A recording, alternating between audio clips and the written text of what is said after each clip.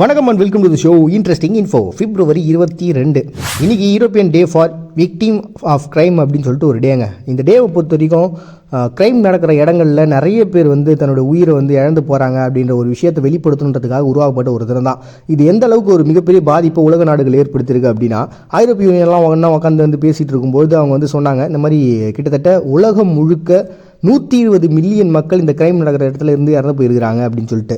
இது ஒவ்வொரு நாடுகள்லையும் நம்ம தனிப்பட்ட முறையில் பர்சன்டேஜ் போட்டோம் அப்படின்னா 15% இந்த குற்றவியல் செயல்களில் இறந்து போகிறவங்க தான் அதிகமாக இருக்கிறாங்க அப்படின்னு சொல்லிட்டு ஒரு சர்வேவும் வந்தது. இவ்வளோ பெரிய பிரச்சனை, இத்தனை மில்லியன் மக்கள் இறந்து போகிறாங்க அப்படின்றது சாதாரண விஷயம் இல்லையே. அப்போது ஒரு கிரைம் அப்படின்றதே ஒரு மிகப்பெரிய தப்பு. அதுலேயும் பார்த்திங்கன்னா அந்த இறப்பு அப்படின்றது அதையும் கண்டிக்கக்கூடிய ஒரு விஷயம் இல்லை. அதனால் இது எப்படியாவது நம்ம குறைச்சே ஆகணும் அப்படின்னு சொல்லிட்டு உலக நாடுகள்லாம் உட்காந்து பேசின அந்த சமயத்துலாம் பார்த்திங்கன்னா இதுக்கு நடவடிக்கை எடுக்கிறதுக்கு நம்ம ஒரு டேவை வச்சாதான் நம்ம இன்னும் ஃபாஸ்ட்டாக போவோம் அப்படின்றதுக்காக உருவாக்கப்பட்ட ஒரு நாள் தான். இதே டேயில் பார்த்திங்கன்னா போலாந்தும் பார்த்திங்கன்னா இந்த நாளை அனுசரிக்கிறாங்க. அப்படி உருவாக்கப்பட்ட தினம் தான் பார்த்திங்கன்னா European day for victim of crime அப்படின்னு சொல்லிட்டு உலக நாடுகளும் போலாந்துலேயும் இந்த சேம் டே அனுசரிக்கிறாங்க பிப்ரவரி 22. நெக்ஸ்ட் ஃபவுண்டேஷன் டே அப்படின்னு சொல்லிட்டு சவுதி அரேபியா ஒரு டே செலிப்ரேட் பண்ணுறாங்கப்பா. இந்த நாளை பொறுத்த வரைக்கும் ஒட்டமான் பேரரசு தாங்க இவங்க பல வருஷங்களாக ஒரு அவங்களுடைய ஆதிக்கத்தில் இருந்தாங்க. ஆனாலுமே பார்த்தீங்கன்னா இப்போ நிறைய மாற்றங்கள்ன்றது நடந்துகிட்டே தான் இருக்குது. அப்படி 2022 முகமது பின் சவுத் அப்படின்ற ஒரு பர்சன் பதவி ஏற்ற அந்த நாளாக பார்த்தீங்கன்னா ஃபவுண்டேஷன் டே அப்படின்னு சொல்லிட்டு சவுதி அரேபியா செலிப்ரேட் பண்ணுறாங்க பிப்ரவரி 22. நெக்ஸ்ட் இண்டிபெண்டன்ட் டே அப்படின்னு சொல்லிட்டு செயின்ட் லூசியா அப்படின்ற ஒரு தீவில் கொண்டாடுறாங்க. இது கரீபியன் தீவு. இந்த தீவை பொறுத்த வரைக்கும் பார்த்தீங்கன்னா கிறிஸ்டோபர் கொலம்பஸ் போன காலத்தில் இந்த பக்கத்தில் இருக்கக்கூடிய ஒரு தீவில் தரம் இறங்கினார் அப்படின்னு சொல்லிட்டு வரலாற்று குறிப்பிலாம் இருக்குது. ஆனால் இந்த தீவுல ஒரு இறங்கினாரா அப்படின்றது தெரில. இருந்தாலுமே கூட இந்த இடத்துல என்ன பண்ணியிருக்காங்கன்னா, ஒரு 61 ஆங்கிலேயர்கள் இந்த பகுதியில், அதாவது அவங்க ட்ராவல் பண்ணி போயிட்டு இருந்த சமயத்தில் அவங்க கப்பல் பாதிப்பு ஏற்படுத்தினால அங்கே தப்பிச்சு இந்த தீவுக்கு ஒதுங்கி இருந்தாங்க. இப்படி அந்த 61 பேரையும் அங்கே இருக்கக்கூடிய பழங்குடியின மக்களுக்கும் இவங்களுக்கும் ஏற்பட்ட ஒரு சண்டையில் இவங்க எப்படியோ தப்பிச்சு மறுபடியும் வேற ஒரு தீவுக்கு போயிட்டாங்க. அதுக்கப்புறம் பார்த்தீங்கன்னா ஆங்கிலேயர்கள் பிரெஞ்சுக்காரங்க அப்படின்னு சொல்லிட்டு 2 பேருமே உள்ளே அவங்களுடைய ஆதிக்கத்தை செலுத்த ஆரம்பித்தாங்க. அதுக்கப்புறம் அவங்களுடைய கண்ட்ரோல் இந்த பகுதியில் எடுக்க ஆரம்பித்தாங்க. இவங்க 2 பேரில் யாரா நம்ம பெருசு அப்படின்னு சொல்லிட்டு இவங்க 2 பேரோட சண்டை தான் பெருசாக போயினே இருந்தது. அந்த பழங்குடியினர் இருந்தாங்களா இல்லையா அப்படின்னு தெரியாத அளவுக்கு மாறி போச்சு. இப்படி பல மாற்றங்களில் நடந்து அப்புறம் எப்படியோ ஒரு வழியாக பார்த்திங்கன்னா அந்த ஐரோப்பிய யூனியன்லாம் அமைஞ்சதுக்கப்புறம் எல்லாத்தையும் அடிமைத்தனம்ன்றது இருக்கக்கூடாது அப்படின்னு முடிவு பண்ணதுக்கப்புறம் இவங்களுக்கும் சுதந்திரம் கிடைக்குது. அப்படி சுதந்திரம் கிடைச்ச அந்த நாள் தான் பார்த்திங்கன்னா 1979 இவங்க சுதந்திர தினமாக செலிப்ரேட் பண்ணுறாங்க.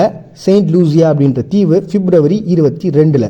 நெக்ஸ்ட் தகைஷிமா டே அப்படின்னு சொல்லி ஜப்பான் ஒரு டே செலிப்ரேட் பண்ணுறாங்க. இதனால் பொறுத்த வரைக்கும் ஜப்பானுக்கும் தென்கொரியாவுக்கும் நடக்கக்கூடிய ஒரு பெரிய சலசலப்பு ஒரு பிரச்சனை தான். இந்த எல்லை பிரச்சனைன்னு சொல்லுவோம்ல, அந்த மாதிரியான ஒரு பிரச்சனை தாங்க. இந்த தகைஷிமா அப்படின்றது ஒரு தீவு. இந்த தீவு இவங்க 2 பேரில் யாருக்கு அப்படின்றதான் பார்த்தீங்கன்னா ஆதி காலத்துலேருந்து இவங்க 2 பேருக்குள்ள சண்டை. அது 1905 இந்த விஷயங்கள் ஸ்டார்ட் ஆகிட்டு ஒரு பெரிய லெவலில் அப்படியே போயிட்டே தான் இருக்குது. இப்போ வரைக்கும் 2 பேருமே இது எங்கள் ஊர்ப்பா இது எங்கள் ஊர்ப்பா அப்படின்னு சொல்லிட்டு இப்போ இவங்க இந்த தீவுக்கு ஒரு பேர் வச்சுருந்தாங்கன்னா தென்கொரியா இன்னொரு பேரை வச்சுருப்பாங்க. இப்படி மாற்றி மாற்றி பார்த்தீங்கன்னா அவங்க என்னோட இடம்னு சொல்லி போரிட்டே வந்தாங்க. ஒரு கட்டத்தில் தென்கொரியா என்ன பண்ணிட்டாங்கன்னா, எங்களுடைய மதம் சார்ந்த விஷயங்கள் தான் நீங்கள் அதிகமாகுது, இது எங்களோட நாடுப்பா அப்படின்னு சொல்லிட்டு உரிமையை கொண்டாட ஆரம்பித்தாங்க.